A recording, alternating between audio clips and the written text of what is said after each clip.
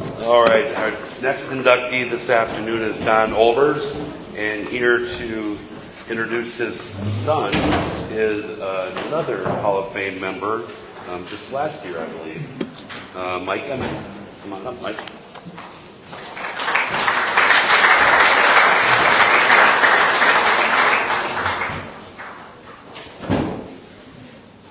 First of all, a longtime friend of mine, Bill Armstrong, he and I worked diligently trying to get Don in for several years.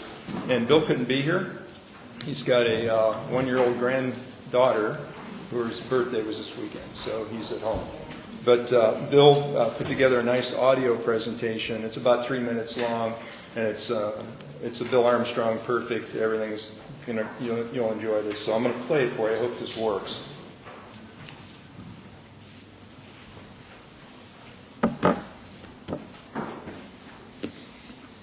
Hi everybody, this is Bill Armstrong.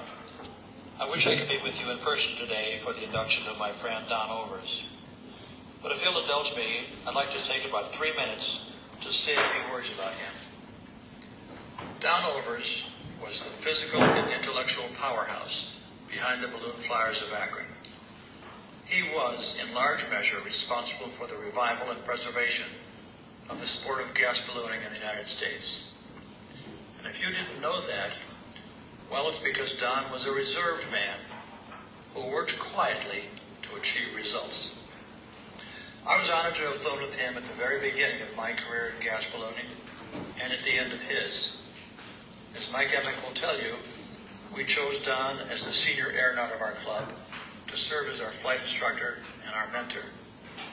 But first, we spent many long hours inside gas balloon envelopes with Don. Yes, inside them, finding and patching pinhole leaks, mixing proprietary fabric cement and accelerants, gluing rib panels, mending tears, and other essential pre-flight tasks that he knew so well. He taught us how to build nets, how to lay out and rig a gas balloon for inflation, how to break an appendix bridle, how to weigh off, and of course how to land safely. Don was on the chase team one summer morning when Mike Emmett and I were making one of our early flights. Don didn't say a lot. Never did. I guess the best word to describe him was taciturn. Reserved, quiet, and always correct. Anyway, that morning, as we floated along about 6,000 feet somewhere over northern Ohio, he was watching us from a chase car down below. The radio crackled, and he laconically volunteered 9 words that for us were the highest praise we could hope to receive. Looks like you guys can handle the air work. Well, we tried, Don. And for you, we've tried to handle the paperwork too. When we wrote our book, Hands Off, the story of Akron's Gas Balloon Club, Don Olvers' name appears in every chapter, learning, sharing, flying. He supported our efforts and congratulated us when we set a national distance record. I flew with him from Akron, from the Naval Air Station at Pensacola, from Wright-Patterson Air Force Base in Dayton, and from a gas balloon competitive event in eastern Pennsylvania in 1987, which turned out to be his last gas balloon flight, as well as the last gas balloon flight of his fellow Hall of Famer, Anthony Fairbanks. The handout you have before you today describes Don's many important contributions to the science of our hobby, especially his analysis of various kinds of lifting gases. But what you won't see there are the private letters and analyses that he shared with us on various projects in which we are involved. His logic was always spot on. In summary, whether he was relaxing over a stiff Manhattan with me during a visit to Wall Street, or embarked on an aircraft carrier in the Gulf of Mexico after one of our flights, or simply observing the natural undulations of this magical thing we call a gas balloon, Don Olvers was a man everyone looked up to for leadership and discipline. I was honored to call him a friend and privileged to have him as a mentor. Thank you for inducting him into the Ballooning Hall of Fame. Thank you, Bill.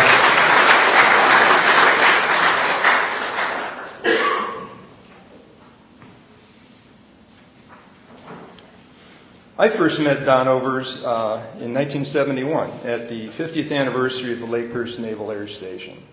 Don introduced me to another society member, Dr. Fred Kissel, Pittsburgh, Pennsylvania.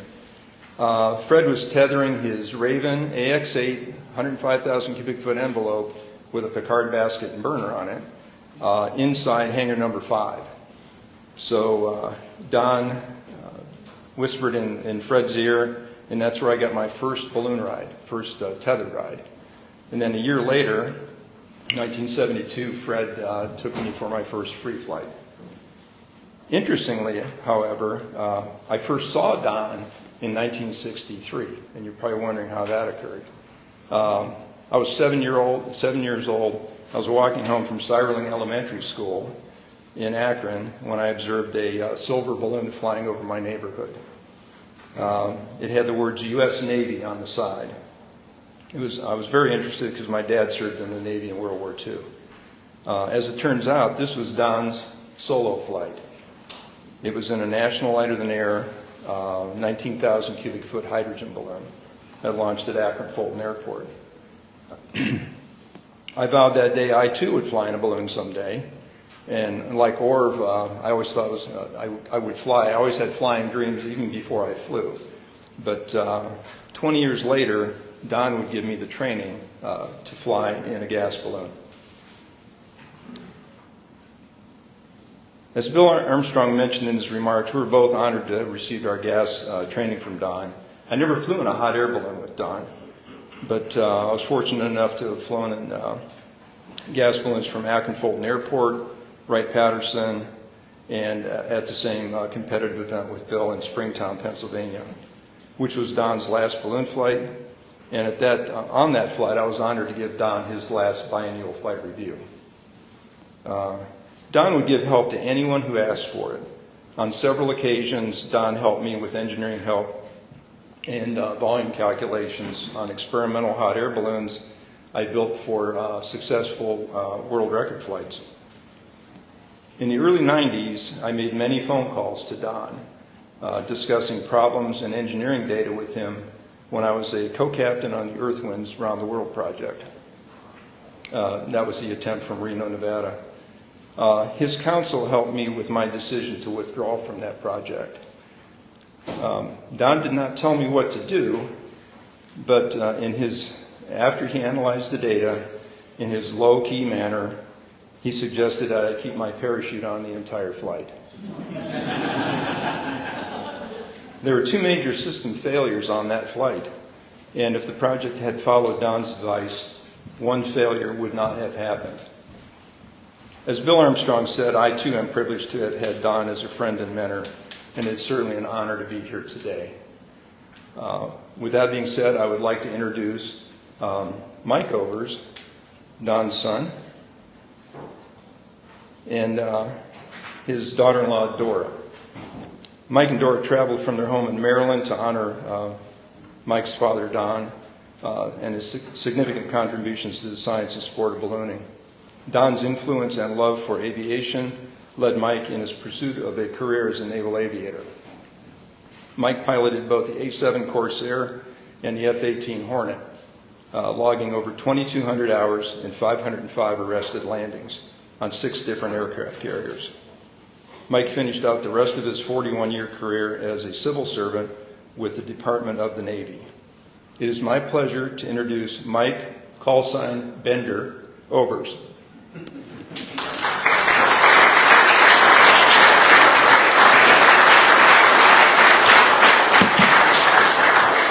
Good afternoon, everyone. It's truly an honor for myself and my wife to be here. My family is immensely honored, as am I. Becky and Gil and the selection committee, thank you very much for allowing us to have this opportunity to honor my late father, who died almost 15 years ago. Very much involved in ballooning from as long as I can remember. But it's very important, and 3 things really struck me as I prepared for this over the last many months after learning that he was going to be inducted. One of them is our legacy. You know, how do each of us, how are we going to imprint our legacy on those that, you know, we live with, that we come into contact with? Who do we mentor? Who mentors us along the way? And I just ask you to think about that. How, what's the imprint you're going to make on this world from a positive perspective? Second thing is how circuitous our path in life is. There's some things that I'll briefly discuss that really led to my interest in the go fast part of aviation, ballooning, which I did as a youngster. Used to fly a lot with my dad. Experienced a lot of the adventures that he was on, front and center, and it was a very rewarding integration into aviation. But again, I chose a different path, but some of the things he did in his professional life impacted me as a naval aviator. The third thing was safety and advancement in ballooning and any type of aviation. We used to say in the Navy, process, procedures, and safety is written in blood, because it is. And even through lighter than air, mishaps, there were folks that were pioneers that were lost in accidents, but there were positive aspects of it that came out with a lot of advancement. And when I started observing the hot air ballooning sector, it was we were at the cusp of it back in the early 70s. We didn't have the rigid support for the burners. We had steel cables coming down from the burner plate, and you'd have to wear a helmet so that when you landed, it didn't fall on your head and knock you out, or worse than that, kill you. So simple things like that are very important. And it's really neat to see, all the balloons that are here, and the interest that has been taken, by the younger folks. And I would just urge you to continue to push that to people. I do have a regret in my life that I never got my certification. I may take somebody's advice on looking into that, but I'm going to have to get my boss's okay at some point. But there are a lot of parallels, believe it or not. Not a lot, but some, and I'll get to that in a minute, with naval aviation, flying aboard a carrier, and flying, a hot air balloon, especially the recent advances of the racer balloon. I learned a little bit about that construction and that concept of the racers that participate in some of these events. There are some parallels with how you fly those and the things you have to anticipate. But let me talk about my father. Wicked smart man, but in a very humble way. There's one thing to be smart, there's one to understand the theory, to be able to get up in front of a classroom to teach it, but it's another thing to be able to distill it down into an understandable manner so that even myself, who struggled through school, I didn't get all his smarts, I got a little bit of them, was able to understand and apply it in a practical sense. So in 1928, the year he was born, in Akron, Ohio, Ward Van Ornum and Walter Morton, along with, they were in a balloon, took off from Bettis Field in Pittsburgh, Pennsylvania, along with 14 other balloons, ended up flying near or in thunderstorms. Lightning took out his balloon, Ward's balloon. Unfortunately killed his co-pilot there, Walter, but Ward was able to get the balloon to the surface, suffered a broken leg.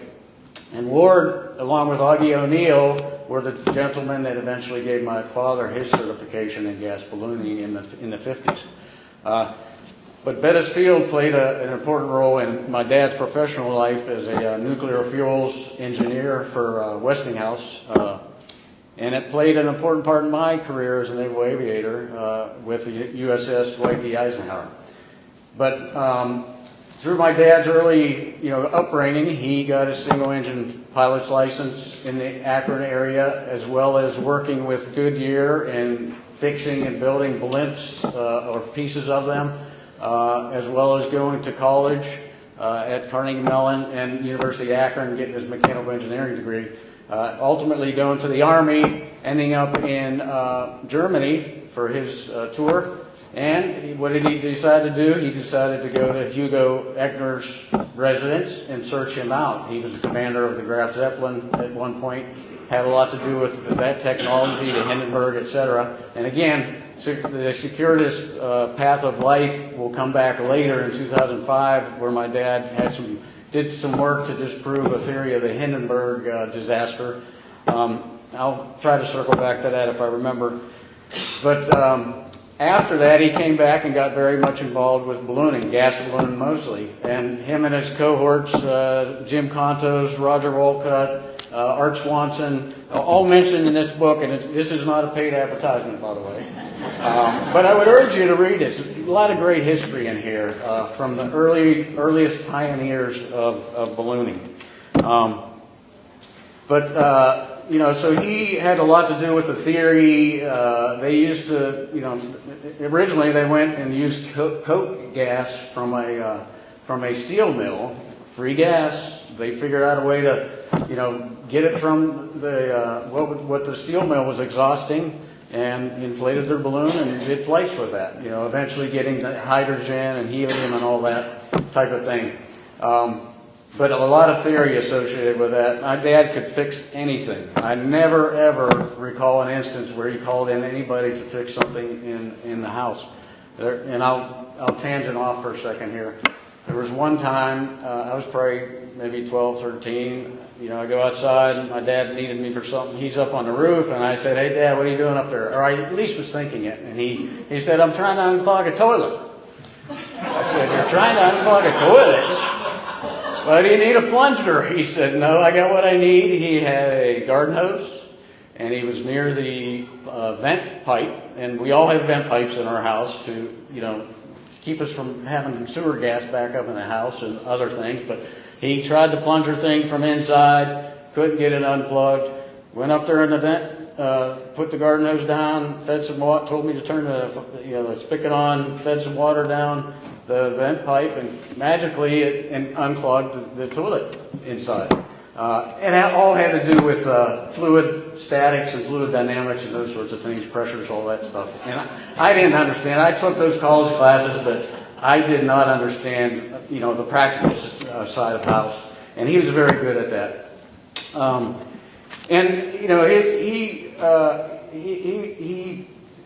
His passion was in providing guidance and mentorship and reason and theory in a practical sense, as I said, to others that wanted to accomplish something.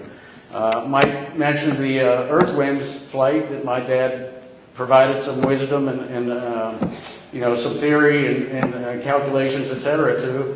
They did, the gentleman didn't want to, accept what my dad was saying. And again, it was proven later that if they would have went with something my dad had theorized and calculated, that the failure would not have happened. So those things were very important to me growing up. Again, I decided to go the faster route in aviation. My father was a nuclear fuels engineer, and he 36 years after Van Orman's flight out of Bettis Field, my dad took a job with Westinghouse. It was no longer an airfield, but Westinghouse established their laboratory there to do naval reactor testing and designs. And he did that for a living and was responsible for designing, being on teams that designed the reactors for Nautilus submarines and several of the Nimitz-class aircraft carriers, one of which was the Dwight D. Eisenhower. I was able to deploy on that ship for about 4 months, had about 100 or so arrested landings and catapult shots on that ship. So I never had to be concerned about the power source of that ship. I was more concerned about landing aboard the ship at night and pitching deck, and very dark out there, scary dark. But it was rewarding to know that he had a very important input to my career in aviation, from my interest to the technology to the safety aspects associated with what I was dealing with as a naval aviator. And then one of the most rewarding parts for me was on one of my deployments. It was on the USS America, coming back from the Mediterranean. We were able to bring some family members out to the ship and sail home for 3 days back to Norfolk. And he was able to come out. He was able to observe flight ops. I remember him standing between two catapults as we launched the aircraft to return home. Which, just the look on his face was astounding. I observed him when Supersonic Hornet flew by overhead, surprising all the folks on the flight deck watching the flight demonstration and hearing and actually feeling the sonic boom, a very significant and interesting aspect of flight. But it was very, very rewarding in how all that kind of fits together and the contribution he in turn made for me. But his strong suit was the humble smarts that he had, the ability to mentor folks and do it in a very quiet way. And I can't say enough how appreciative my family and I are of William Armstrong, and I'd like to get that little intro you had there on tape. And Mike Emick, again, co-authors of this book, who pushed very hard for my dad to be inducted. You guys were very dear friends of his, talked a lot about you guys. It just means a lot that you took the time to do that. Becky and Gil and the selection committee, again, thank you very much for inducting my father. His legacy will live on. I can pass some very important information off to my grandkids and our 8 grandchildren so that they can read about those things later in life. But again, I just ask you, think about your legacy and how are you influencing people around you and who's influencing you. All right? So thank you very much. I appreciate it.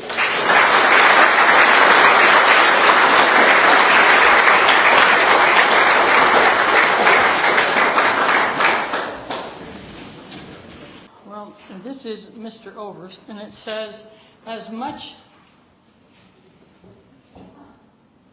as I like the sound of the Balloon Overs America Society, what about Balloon Federation of America? Because he came up with the actual name of the BFA. That didn't come up, but he was. And he's got all these names up here. So if you would come up, Mr. Overs.